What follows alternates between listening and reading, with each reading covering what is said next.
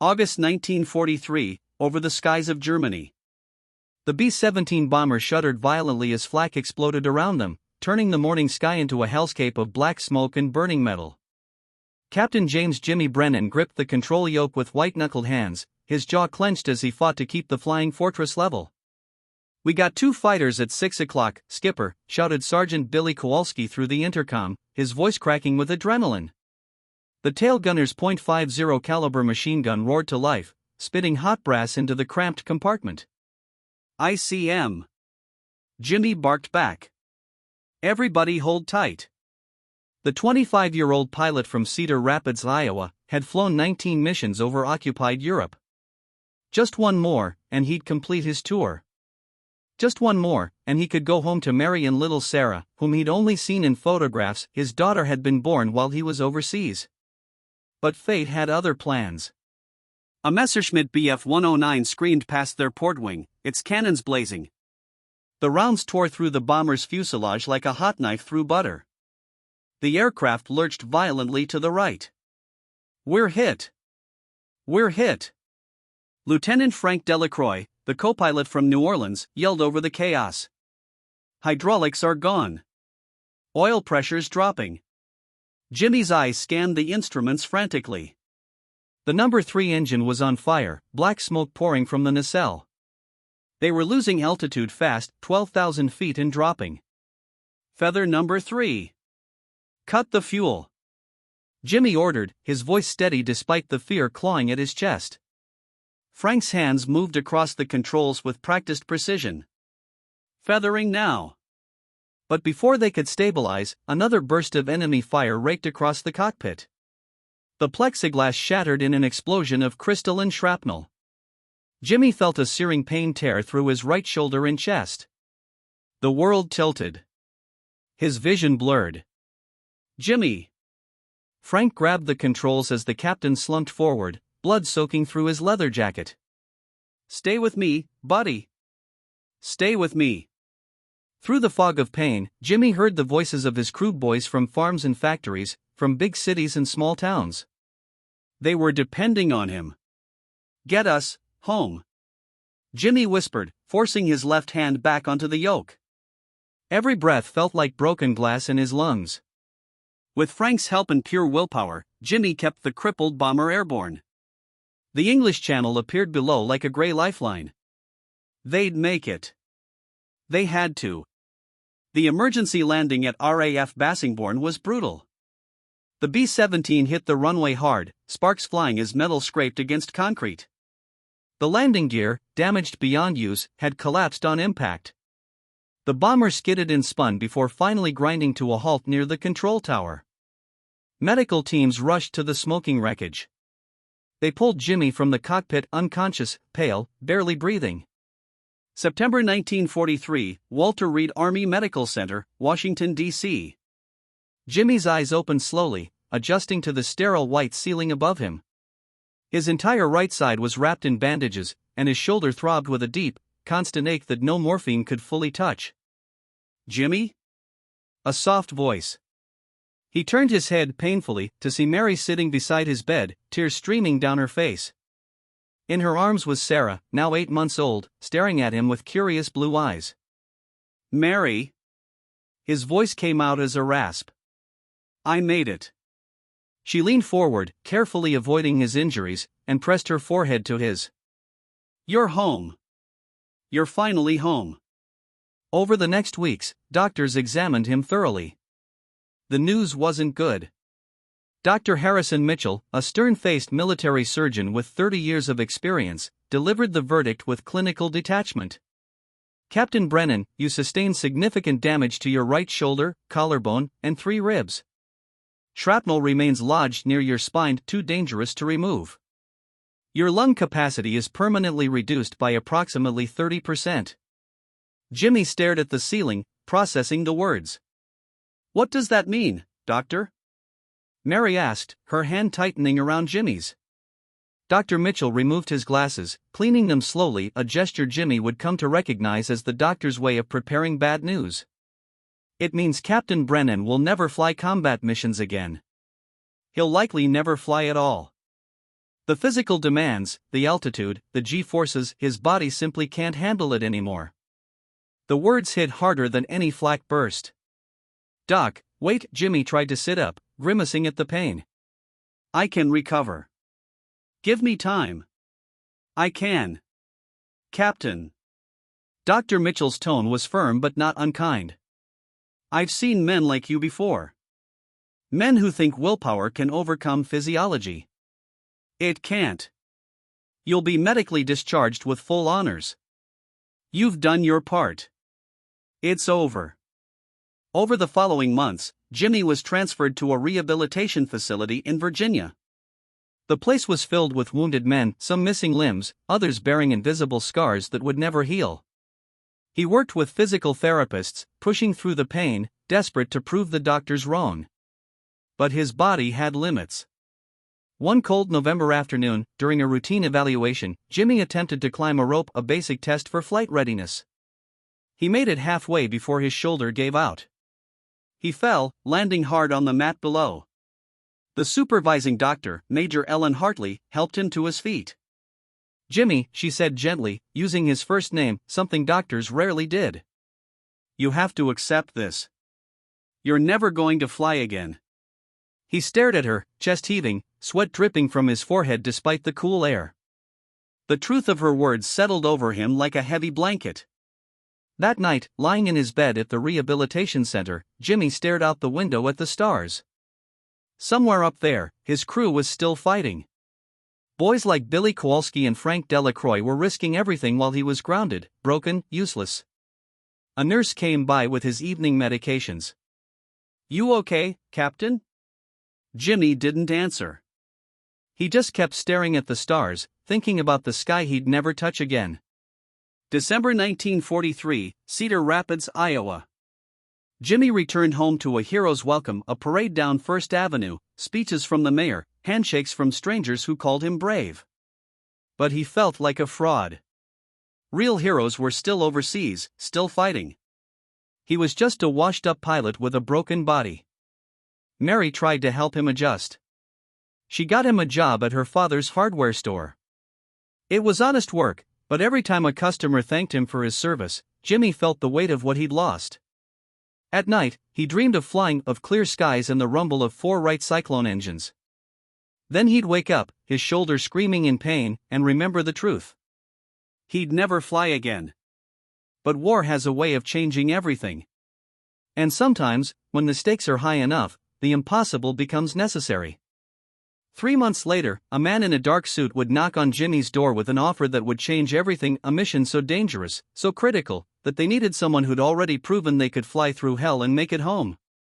They needed Jimmy Brennan. Even if it killed him. March 1944, Cedar Rapids, Iowa. The knock came on a Tuesday evening, just as Jimmy was helping Sarah take her first wobbly steps across the living room floor. Mary was in the kitchen, the smell of pot roast filling the modest 2-bedroom house they rented on 3rd Street. "I'll get it," Jimmy said, rising from the floor with a grimace. His shoulder always ached more when the weather changed, and spring rain had been falling all day. He opened the door to find a man in a dark overcoat and fedora, water droplets glistening on the brim. The man's eyes were sharp, calculating, the kind of eyes that had seen things most people couldn't imagine. "Captain James Brennan?" The man's voice was smooth, professional. "Just Jimmy now. I'm not active duty anymore." There was bitterness in his tone he didn't bother to hide. The man pulled out credentials, OSS, Office of Strategic Services. "My name is Colonel Richard Ashford. May I come in? This is a matter of national security." Mary appeared in the doorway to the kitchen, drying her hands on her apron. Her eyes moved between Jimmy and the stranger, worry creasing her forehead. "Mary, could you?" Jimmy gestured toward Sarah. She nodded, understanding immediately, and scooped up their daughter. But before leaving the room, she caught Jimmy's eye. "Be careful," her expression said. Colonel Ashford sat in the worn armchair by the window, declining Mary's offer of coffee. He got straight to business. "Captain Brennan, I'm going to be direct with you. We need a pilot for a mission. A very specific mission. And every analysis we've run points to you as the best candidate, perhaps the only candidate. Jimmy let out a bitter laugh. Colonel, I don't know what your intelligence says, but I can barely lift my right arm above my shoulder. The doctors were pretty clear, I'll never fly again. I've read your medical files. Ashford pulled out a folder from his briefcase. Right shoulder trauma, fractured collarbone, compromised lung capacity. But I've also read your mission reports. 19 successful bombing runs. You brought home a crippled B-17 with half your crew wounded, flying with one hand while bleeding out. Lieutenant Delacroix says you kept that plane in the air through pure willpower. Frank talks too much, Jimmy muttered. He's flying out of England again, by the way. Volunteered for a second tour. Ashford let that sink in. Billy Kowalski too. Most of your crew went back. The words stung. His boys were still fighting while he sold hammers and nails.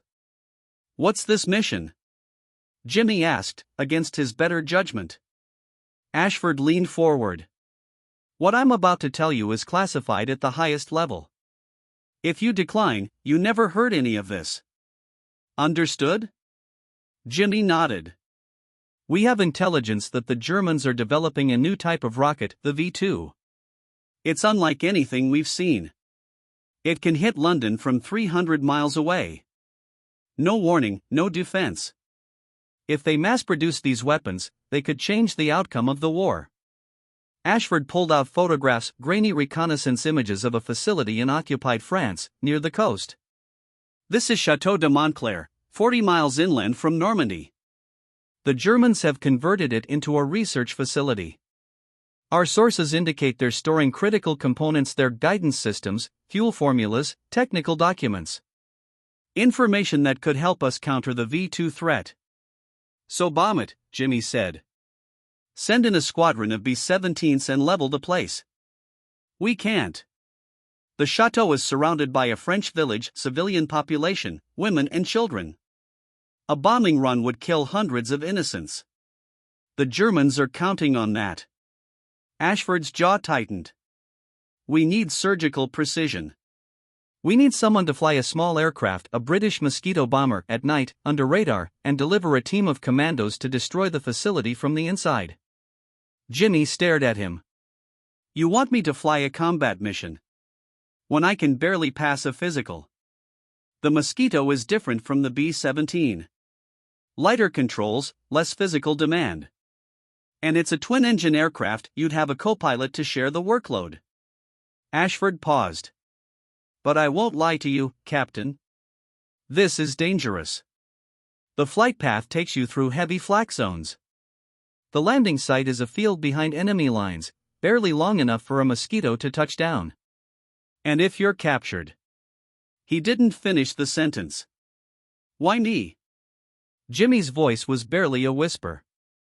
Because you know how to fly when everything's falling apart.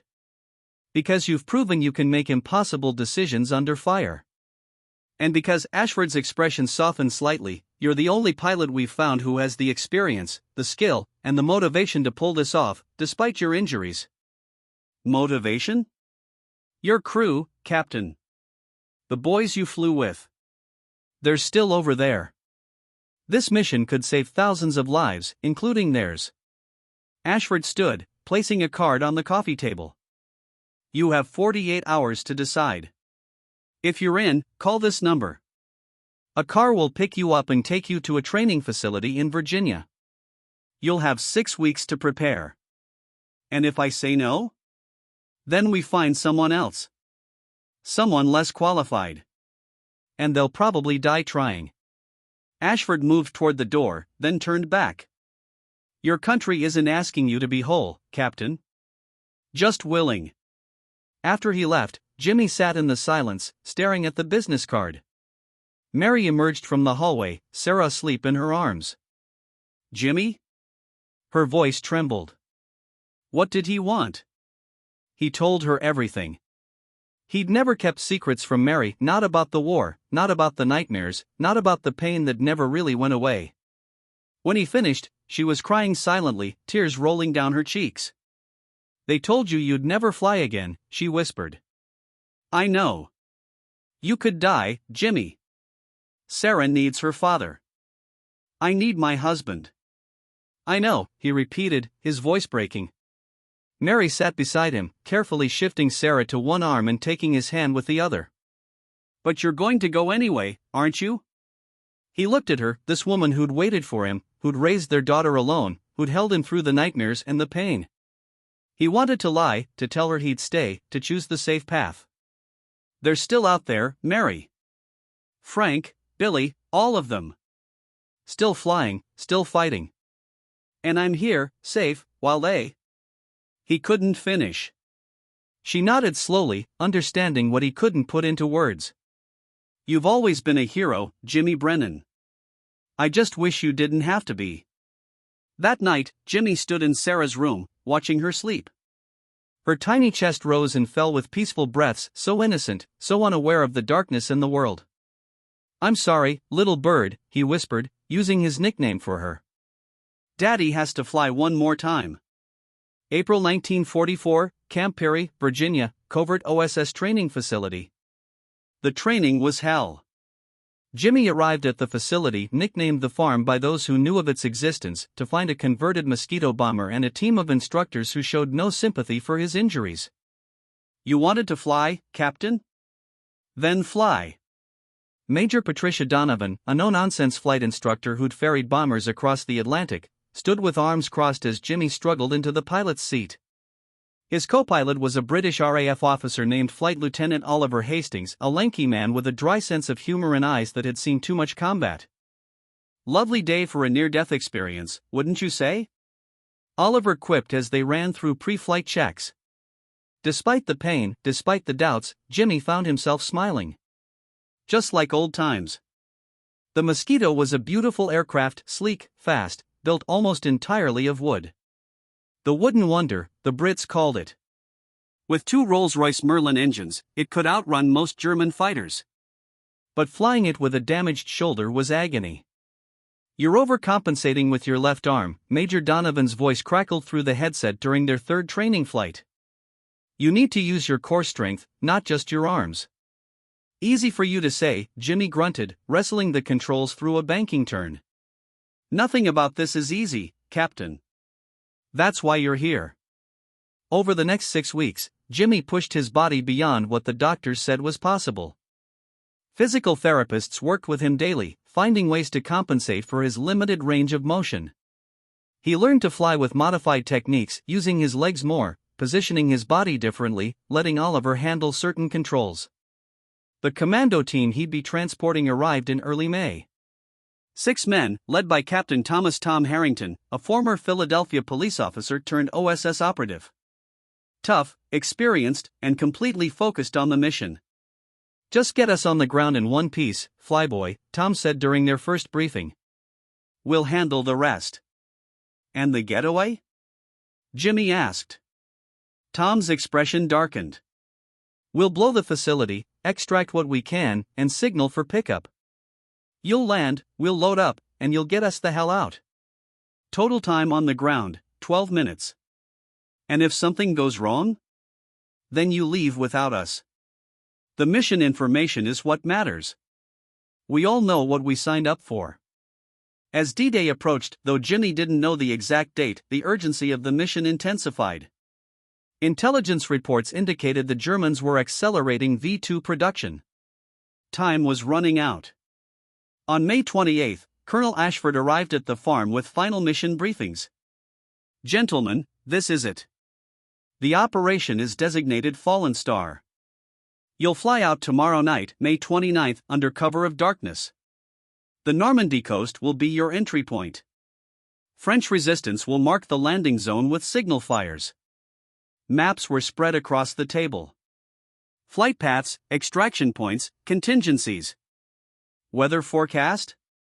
Oliver asked. Cloudy, chance of rain. Not ideal, but it provides cover. Ashford looked directly at Jimmy.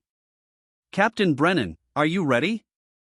Jimmy thought about Mary, about Sarah, about the doctors who said he'd never fly again. He thought about his crew Frank, Billy, and all the others still risking everything. "Yes, sir. I'm ready." That night, Jimmy wrote 3 letters, one to Mary, one to Sarah to be opened on her 18th birthday, and one to his mother. He sealed them and gave them to Colonel Ashford with simple instructions: "If I don't come back." Ashford pocketed them without a word. The next evening, as the sun set over Virginia, Jimmy walked toward the Mosquito. His shoulder ached, his ribs throbbed, but his hands were steady on the throttle controls. Oliver was already in the co-pilot seat, running checks. "Ready to die for king and country, old boy?" the Brit asked with a grin. "Wrong country," Jimmy replied, climbing into his seat. "But yeah, I'm ready." Behind them, in the modified Bombay, 6 commandos settled in for the long flight. Tom Harrington gave Jimmy a thumbs up. The engines roared to life, that beautiful, powerful sound that Jimmy had thought he'd never hear again. As the Mosquito lifted off into the darkening sky, Jimmy felt something he hadn't felt in months: purpose. They told him he'd never fly again. They were wrong. May 29, 1944, 11:47 p.m. over the English Channel. The Mosquito cut through the night sky like a shadow, flying at 200 feet above the black waters of the Channel. Jimmy's hands gripped the yoke with practiced tension, his eyes scanning the instruments by the dim red glow of the cockpit lights. 20 minutes to French coast, Oliver announced, his voice calm despite the danger ahead. The British pilot had been through this before: 3 covert insertions behind enemy lines. This was Jimmy's first time back in combat since that August day over Germany. And possibly his last. "How's the shoulder holding up?" Oliver asked, noticing Jimmy rolling his right arm slightly. "Like someone's driving hot nails into it," Jimmy admitted. "But I can fly. That's all we need, mate." Behind them, in the cramped Bombay converted for personnel transport, the 6 commandos sat in silence. Tom Harrington checked his watch, then his weapon, a suppressed Sten gun. The others followed suit: weapons, explosives, radio equipment. Each man carried enough firepower to start a small war. "Echo Team, this is Falcon," Tom spoke into the intercom. "Status check." One by one, the men responded. They were ready. The French coastline appeared ahead, a dark line where sea met land.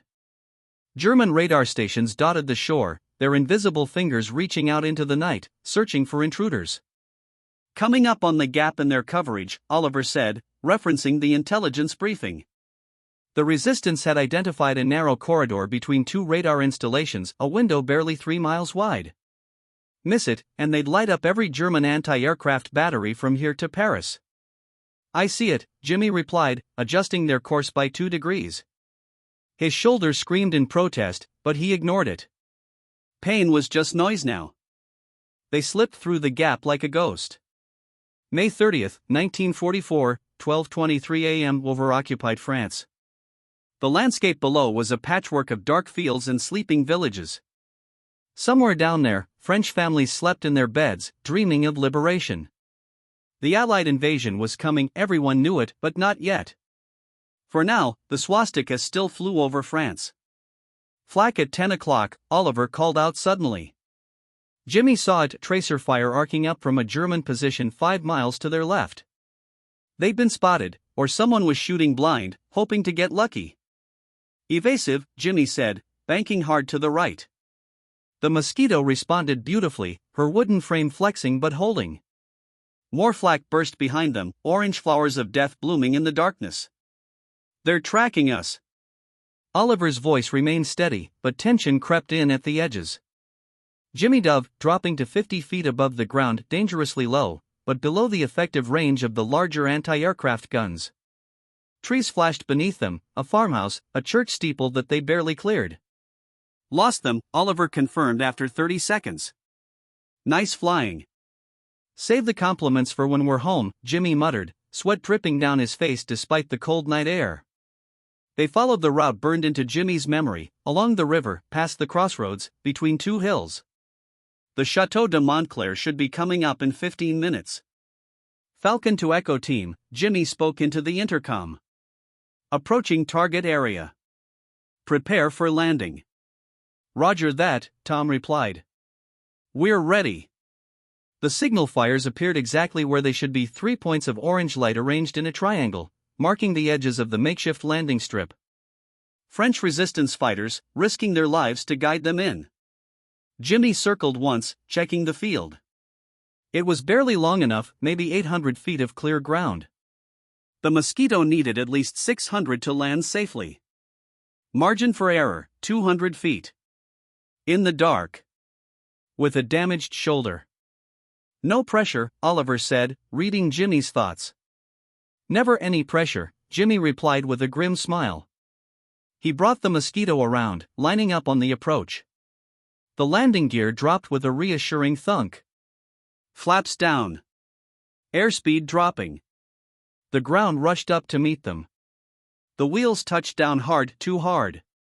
Jimmy fought the controls as they bounced once, twice, then settled. He stood on the brakes, feeling them grab. The trees at the far end of the field rushed toward them like a dark wall. Come on, Jimmy whispered, willing the aircraft to stop. They stopped with 50 feet to spare. Brilliant, Oliver breathed. The commandos were already moving, pouring out of the aircraft like water. Tom Harrington appeared at Jimmy's window, his face camouflaged with black paint. 12 minutes, Captain. We'll be back. Keep the engines warm. Then they were gone, swallowed by the darkness. 12:41 a.m., Chateau de Montclair. Jimmy couldn't see the chateau from the landing field, but he could imagine what was happening. The commandos would approach silently, neutralize the sentries, plant explosives on the research facility. 12 minutes to get in, get the intelligence, and get out. He checked his watch. 2 minutes gone. Think they'll make it? Oliver asked, keeping his eyes on the treeline. They better. I didn't fly through flak to sit in a field all night. 4 minutes.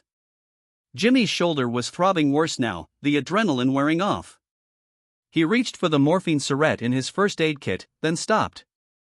He needed to stay sharp for the takeoff. 6 minutes.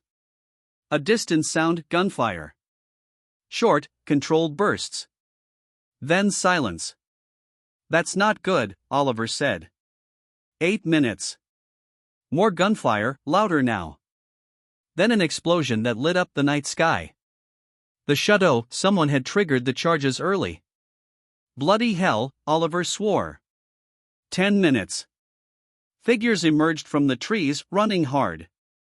Jimmy counted them, 1, 2, 3, 4. Only 4. Tom Harrington was in the lead, carrying a leather satchel.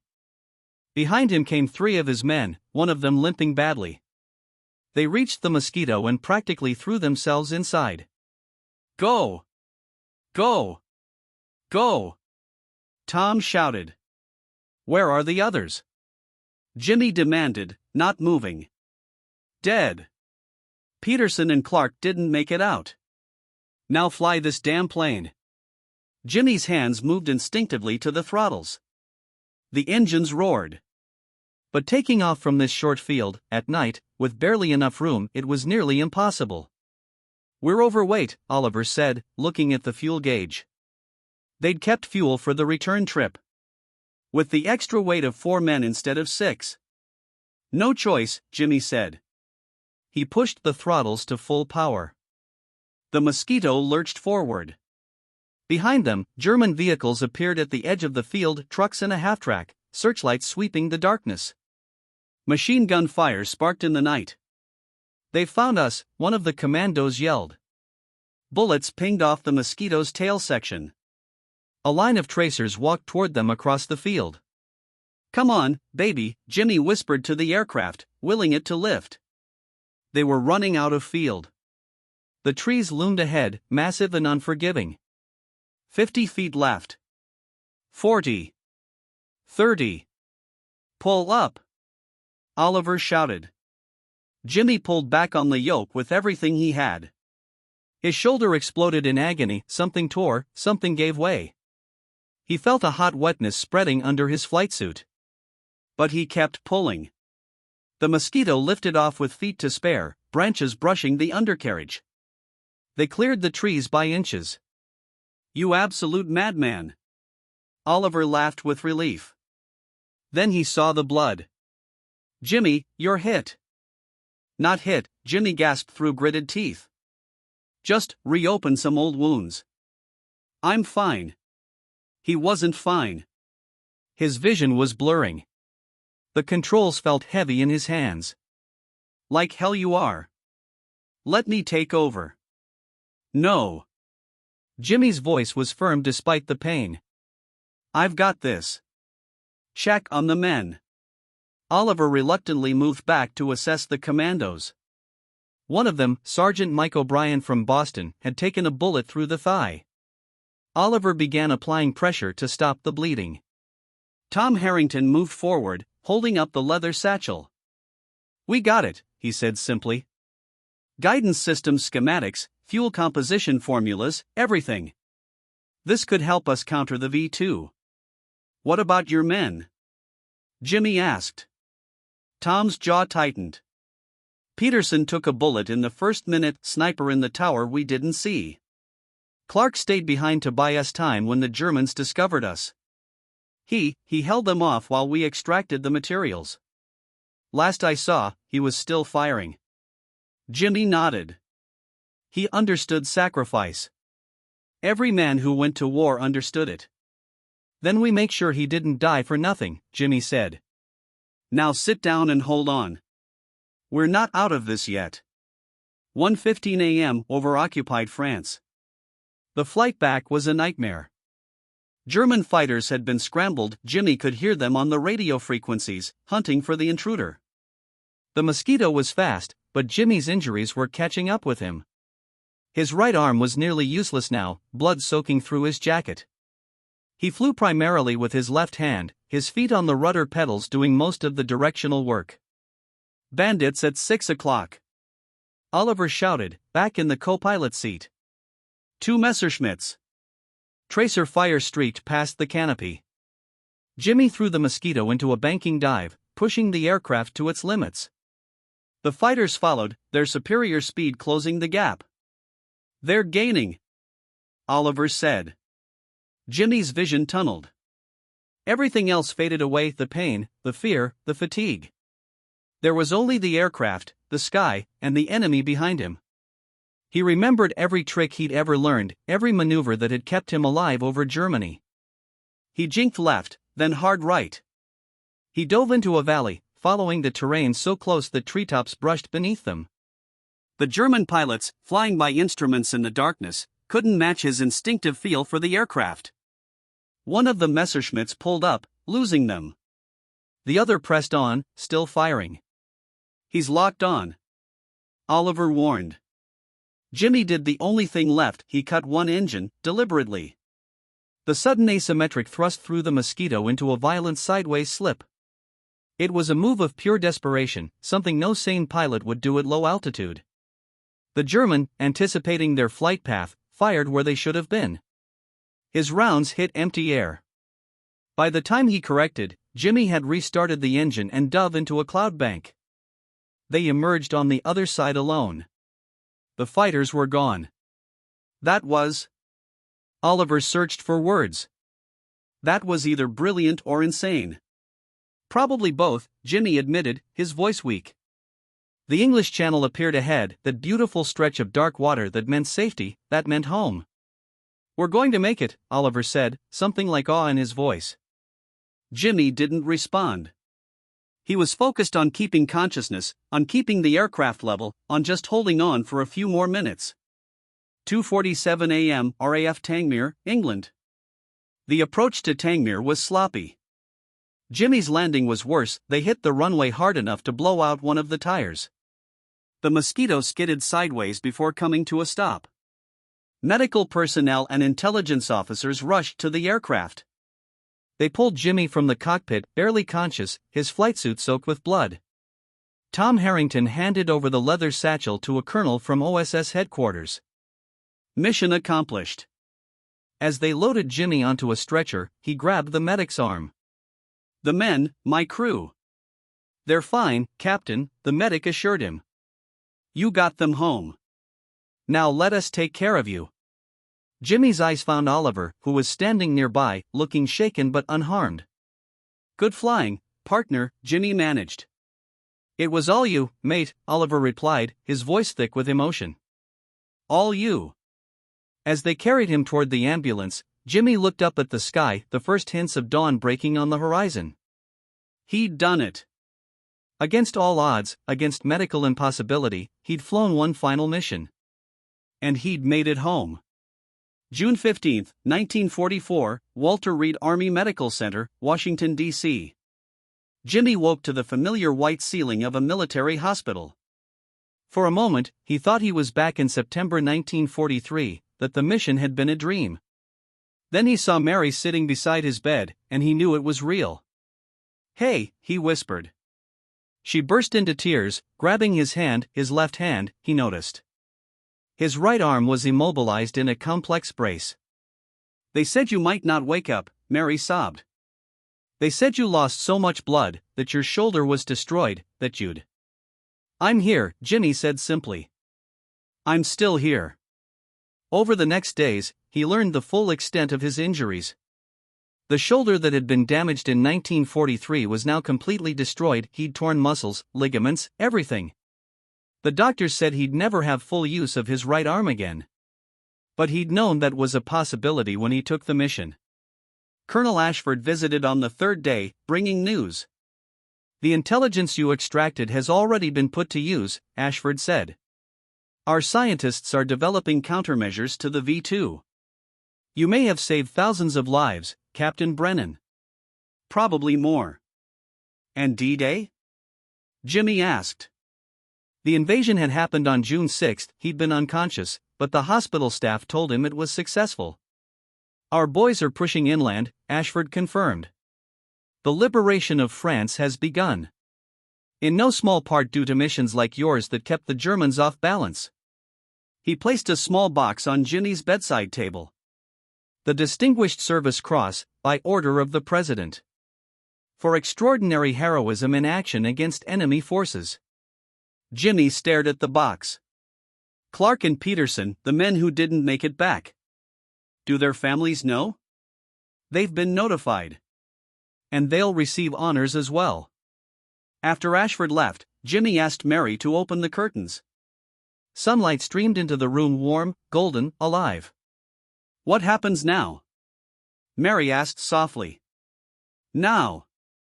Jimmy smiled, a real smile, the first in days. "Now I come home. For real this time. No more missions. No more war. Just you, me, and Sarah. And you're okay with that? Never flying again?" Jimmy thought about the question. A year ago, the idea of never flying would have destroyed him. But he'd had his final mission. He'd proven to himself more than anyone that he was more than his injuries, more than what the doctors said was impossible. "I flew when they said I never would," Jimmy said quietly. "I returned when they said I couldn't. I've got nothing left to prove, Mary. I'm ready to be home." She leaned down carefully and kissed his forehead. "Then welcome home, Captain Brennan." "Welcome home." August 1944, Cedar Rapids, Iowa. Jimmy sat on the front porch of their house, Sarah playing with wooden blocks at his feet. His right arm hung mostly useless in a sling, but his left was strong enough to lift his daughter when she raised her arms and said, "Up, Daddy." A letter had arrived that morning from England. Frank Delacroix had written, "Jimmy, you crazy son of a gun. Heard about your secret mission from some OSS guys who came through our base. They say you flew through hell one more time and made it back. I always knew you were too stubborn to stay grounded. We're still flying. Billy sends his regards, by the way, but knowing you're home safe makes this whole war feel a little more worthwhile. Come visit us when we get back. First round's on me. Your friend always, Frank." Jimmy folded the letter carefully and put it in his pocket. He'd keep it, along with all the memories of his crew, his missions, the men he'd flown with and the ones who never came home. The hardware store had rehired him, different position now, working the cash register instead of lifting heavy stock. The pay was modest, but it was enough. Mary had taken a job at the telephone company. Together, they were building a life. A car pulled up, new Ford, gleaming in the afternoon sun. Colonel Ashford stepped out, in civilian clothes this time. "Colonel," Jimmy greeted him, not standing. His body still hurt too much for casual movements. "Just Richard now, Jimmy. I'm not here on official business." Ashford sat on the porch step, looking out at the quiet street. "I wanted to check on you. See how you're adjusting. As well as can be expected. Turns out selling nails and screws isn't so different from flying bombers, you just need the right attitude." Jimmy smiled wryly. "I also wanted to tell you something," Ashford continued. "The V2 intelligence you helped recover? It's already saving lives. British scientists developed radar warning systems based on that data. They can't stop the rockets, but they can warn people to take cover. Casualty rates have dropped significantly." Jimmy nodded slowly, processing that information. Peterson and Clark hadn't died for nothing. The pain, the sacrifice, it had mattered. "Thank you for telling me," Jimmy said. Ashford stood to leave, then paused. "They told you you'd never fly again." "They did. But you did anyway. One final mission." Ashford extended his hand. "It was an honor to know you, Captain Brennan." Jimmy shook his hand, left-handed, but firm. "Just Jimmy now. And the honor was mine." After Ashford left, Jimmy sat in the golden afternoon light, watching Sarah play. Somewhere across the Atlantic, the war still raged. Men were still fighting, still dying. But the tide had turned. The Allies were winning. And Jimmy had done his part.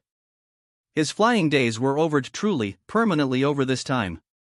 But he'd proven something important, that courage wasn't about being unbroken. It was about flying even when you were shattered, about returning even when the odds said you couldn't, about doing what needed to be done even when your body screamed that it was impossible. They told him he'd never fly again. They were wrong. And that made all the difference.